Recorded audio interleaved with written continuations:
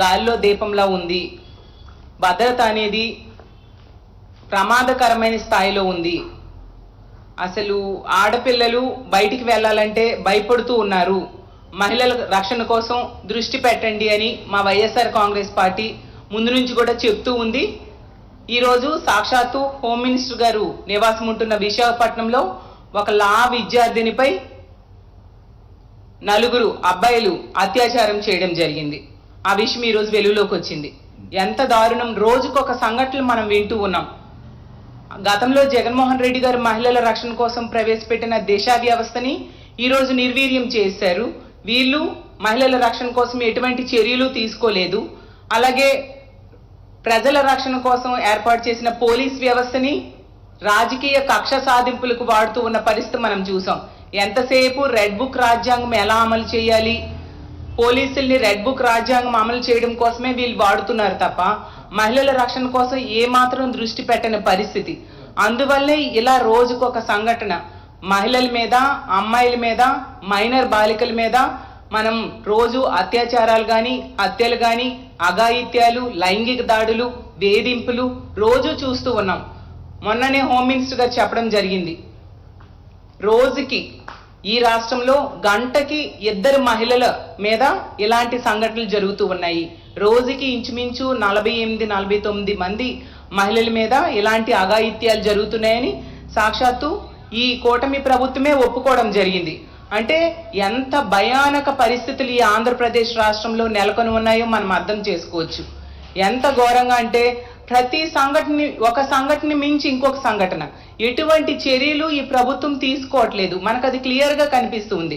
మొన్ననే 5 రోజుల క్రితం ఇదే విశాఖపట్నం హోంమంత్రి గారు నివాసం ఉంటున్న విశాఖపట్నంలో పెదగంట్యాడలో ఒక ప్రేమోన్మాది ఒక అమ్మాయి మీద దాడి చేస్తే ఇంచుమించు 5 రోజులు అవుతున్నా కూడా ఆ ప్రేమోన్మాదిని, ఆ దాడి చేసిన వ్యక్తిని ఇంతవరకు పోలీసులు పట్టుకోలేకపోయారు.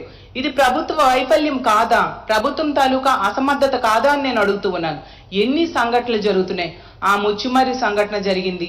ఆ పాపని అత్యాచారం చేసి, హత్య చేసి, మొక్కలు చేసి విసిరి పడేశారు. ఈ రోజు కూడా ఆ డెడ్ బాడీని కనిపెట్టలేని పరిస్థితిలో ఈ ప్రభుత్వం ఉంది. కానీ ఆ పని చేసిన వ్యక్తులు మాత్రం బెయిల్ తీసుకొని ఈరోజు దర్జాగా సభ్య సమాజంలో తిరుగుతూ ఉన్నారు. అలాగే హిందూపురం ఘటన, అసలు మనం గతంలో ఎప్పుడూ వినం అలాంటి సంఘటన. అత్తా కోడళ్ళు 2 మీద ఇంటికెళ్ళి అత్యాచారం చేసేసారంటే ఇక్కడ భద్రత ఎంత ప్రమాదకరమైన స్థాయిలో ఉందో మనం అర్థం చేసుకోవచ్చు. అలాగే రాంబిల్లి సంఘటనలో కూడా ఆ దర్శిని అనే అమ్మాయికి సురేష్ అనే వ్యక్తి కత్తితో పొడిచి చంపేశాడు. అసలు ఇంట్లో వాళ్ళు ముందు కంప్లైంట్ ఇచ్చినా కూడా, అతని వల్ల ప్రమాదం ఉంది అని కంప్లైంట్ ఇచ్చినా ఈ ప్రభుత్వం కానీ పోలీసులు కానీ చర్య తీసుకోలేదు. ఈవెన్ విశాఖపట్నంలో మన జరిగిన పెదగంట్యాడి ఇష్యూలో కూడా కుటుంబ సభ్యులు చెప్పారు, ఈ ప్రేమోన్మాది నీరజ్ శర్మ వలన ఆ అమ్మాయికి ప్రమాదం ఉంది అనేసి 2 సార్లు పోలీస్ స్టేషన్లో కంప్లైంట్ ఇచ్చినా పోలీసులు పట్టించుకోలేదు. కాబట్టి ఈ రోజు ఈ దాడికి కారణమయ్యారు. అలాగే తెనాలి సంఘటన చూసాం. ఆ రోజు జగన్మోహన్ రెడ్డి గారు గుంటూరులో హాస్పిటల్కి వెళ్ళి ఆ మహిళ కుటుంబ సభ్యుల్ని పరామర్శ చేయడం జరిగింది.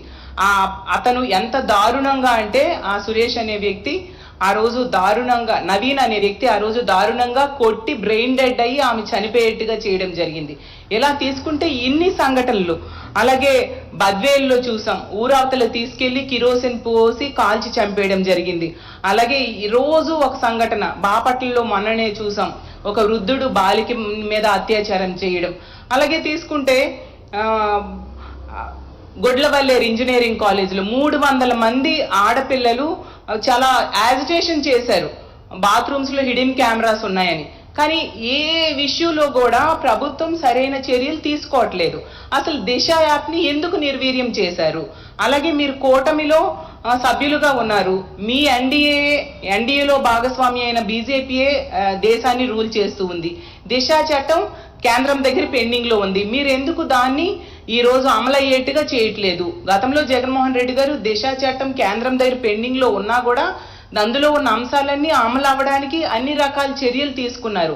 పబ్లిక్ ప్రాసిక్యూటర్స్ ని ఏర్పాటు చేశారు, మహిళా కోర్టులను ఏర్పాటు చేశారు, అలాగే పోక్సో కోర్టులను ఏర్పాటు చేయడం జరిగింది, మహిళా పోలీసులను ఏర్పాటు చేశారు. జీరో FIR తీసుకురావడం జరిగింది. దిశ యాప్ చక్కగా పనిచేయడం కోసం 900 పైగా 2-వీలర్ వెహికల్స్ ఏర్పాటు చేయడం జరిగింది. అలాగే 160కి పైగా 4-వీలర్ వెహికల్స్ ఏర్పాటు చేయడం జరిగింది. ఇలా అన్ని రకాలుగా మహిళా భద్రత కోసం రెగ్యులర్ గా మానిటర్ చేస్తూ ఎన్నో చర్యలు తీసుకున్నారు. ఈ రోజు అత్యంత నిర్లక్ష్య ధోరణి ఈ కూటమి ప్రభుత్వం మహిళల భద్రత విషయంలో చూపెడుతూ ఉన్న పరిస్థితి మనకు క్లియర్ గా కనిపిస్తూ ఉంది. ఇలా జరుగుతూ ఉంటే ఆంధ్రప్రదేశ్ రాష్ట్రంలో మహిళలు బ్రతకాల వద్దా అర్థం కాని పరిస్థితి. దయించి కూటమి ప్రభుత్వాన్ని మేము వేడుకుంటున్నాము, మహిళల భద్రత కోసం కఠిన చర్యలు తీసుకోండి. అలాగే గతంలో జగన్మోహన్ రెడ్డి గారు తీసుకొచ్చిన దిశ యాప్ ని పునరుద్ధరించండి.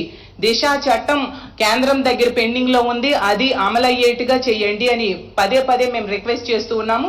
పోలీసులు కూడా మహిళల రక్షణకు ప్రజల రక్షణకి ఉపయోగించండి తప్ప మీ రెడ్ బుక్ రాజ్యాంగమో లేదా కక్ష సాధింపు రాజకీయాలకి మీరు ఉపయోగించొద్దు. ఈ రాష్ట్రంలో పోలీసుల కుటుంబ సభ్యులకు కూడా రక్షణ లేదు.